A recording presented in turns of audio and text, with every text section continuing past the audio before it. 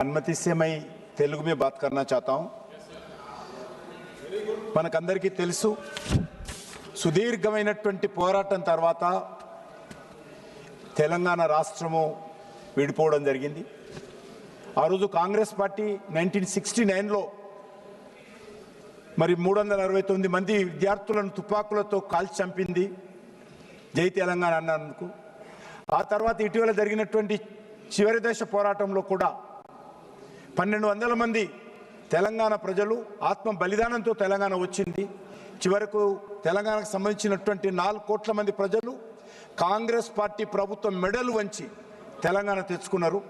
కానీ దురదృష్టం ఏంటంటే తెలంగాణ వచ్చిన తర్వాత కాంగ్రెస్ పార్టీ ప్రభుత్వము లేక ఆంధ్రప్రదేశ్ రాష్ట్రంలో కూడా మరి మనతో విడిపోయినటువంటి ఆంధ్రప్రదేశ్ రాష్ట్రము తెలంగాణ అన్నదమ్ముల్లాగా ఒక పోటీ తత్వంతో ఆరోగ్యకరమైనటువంటి వాతావరణంలో 2 రాష్ట్రాలు అభివృద్ధి చేసుకోవాల్సిన అవసరం ఉండింది। కానీ దురదృష్టం ఏంటంటే ఈ రోజు వరకు కూడా అమరావతి రాష్ట్ర రాజధాని అని చెప్పుకునేటువంటి పరిస్థితి లేకుండా ఈరోజు అక్కడ ఉన్నటువంటి పరిస్థితి రావడము, ఆంధ్రప్రదేశ్ ప్రజలు మా రాష్ట్రం ఆంధ్రప్రదేశ్ మాకు స్టేట్ క్యాపిటల్ లేదు అని చెప్పుకునేటువంటి పరిస్థితి రావడము చాలా దురదృష్టకరం అని చెప్పి ఈ సందర్భంగా మనవిస్తున్నాను। అంతేకాకుండా అధ్యక్ష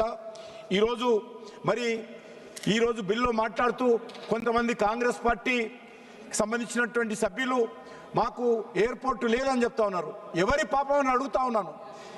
ఆంధ్రప్రదేశ్లో 8 ఎయిర్పోర్ట్లు ఉన్నాయంటే ఆ రోజు కాంగ్రెస్ పార్టీ ఏర్పాటు చేసింది। మరి ఈరోజు తెలంగాణలో ఒకే ఒక ఎయిర్పోర్ట్ ఉన్నదంటే మరి ఎవరు పొరపాటు అడుగుతా ఉన్నాను। భోగాపురంలో ఇటీవల మోడీ గారు వచ్చిన తర్వాత మరి అద్భుతమైనటువంటి ఎయిర్పోర్ట్ వచ్చింది। విశాఖపట్నంలో ఎయిర్పోర్ట్ గతంలో ఉంది, రాజమండ్రిలో ఉండింది, తిరుపతిలో ఉన్నది, అదేవిధంగా మరి పుట్టపర్తిలో ఉంది, కడపలో ఉంది, కర్నూలులో ఉంది।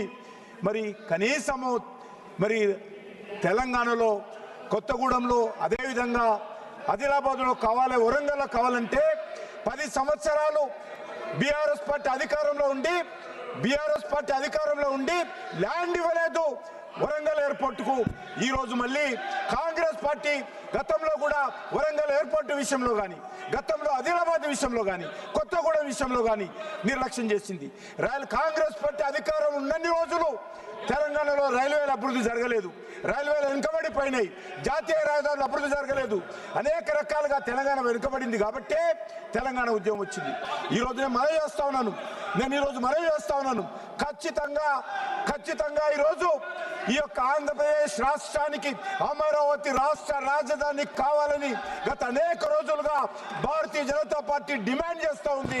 ఈరోజు దానికి ఒక సానుకూలమైనటువంటి పరిస్థితి రావడం ఏదవుతున్నదో చాలా సంతోషమని మనం చేస్తున్నాను। అంతేకాకుండా అన్నదమ్ముల్లాగా ఈ 2 రాష్ట్రాలు అభివృద్ధి చేసుకోవాల్సిన అవసరం ఉంది, వేగవంతమైనటువంటి అభివృద్ధి జరగాల్సిన అవసరం ఉంది। దానికోసమే ఈరోజు తెలంగాణ వచ్చిన తర్వాత కూడా అధ్యక్ష ఆంధ్రప్రదేశ్ లో కూడా ట్రైబల్ యూనివర్సిటీ రావడం జరిగింది।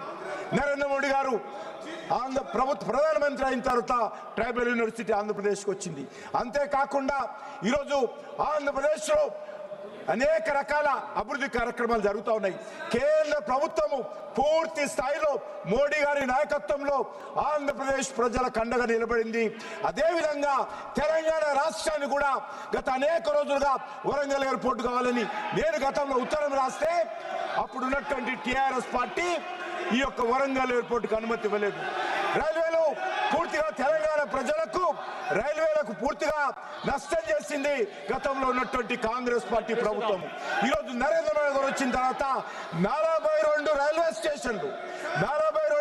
స్టేషన్లు ఏకకాలంలో పునరభివృద్ధి చేస్తున్నటువంటి ఘనత తెలంగాణలో నరేంద్ర మోడీ గారి ప్రభుత్వానికి దక్కుతుంది। గతంలో ఉన్నటువంటి 2500 కిలోమీటర్ల జాతీయ రహదారి ఉంటే ఈ యొక్క నరేంద్ర మోడీ గారి ప్రభుత్వము గత 11 సంవత్సరాలలో అదనంగా 3000 కిలోమీటర్ల జాతీయ రహదారులు సుమారు 1,30,000 కోట్ల రూపాయల ఖర్చు పెట్టి ఈరోజు తెలంగాణలో జాతీయ రహదారుల అభివృద్ధి జరుగుతూ ఉంది। కాబట్టి మనం చేస్తా ఉన్నాను, తెలంగాణలో అటు కాంగ్రెస్ పార్టీ ఇటు ఆంధ్ర రాష్ట్రంలో కాంగ్రెస్ పార్టీ నిర్లక్ష్యం చేసింది కాబట్టి ఈరోజు ఈ 2 రాష్ట్రాలలో కూడా నరేంద్ర మోడీ గారు వచ్చిన తర్వాత అభివృద్ధి జరుగుతూ ఉంది. నేను తెలంగాణ ప్రజల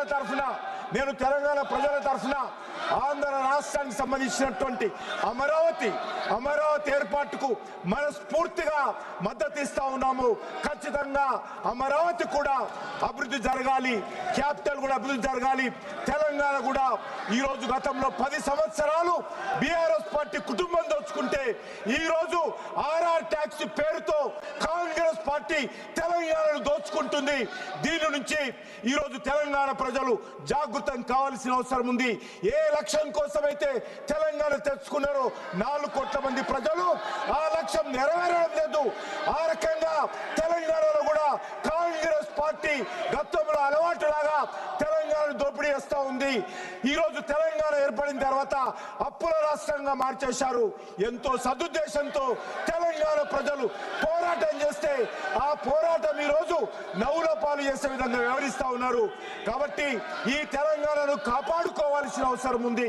ఆంధ్రప్రదేశ్ తెలంగాణ 2 రాష్ట్రాలు కూడా అన్నదమ్ములాగా అభివృద్ధి జరగాల అవసరం ఉందని కోరుకుంటూ సెలవు తీసుకుంటున్నాను.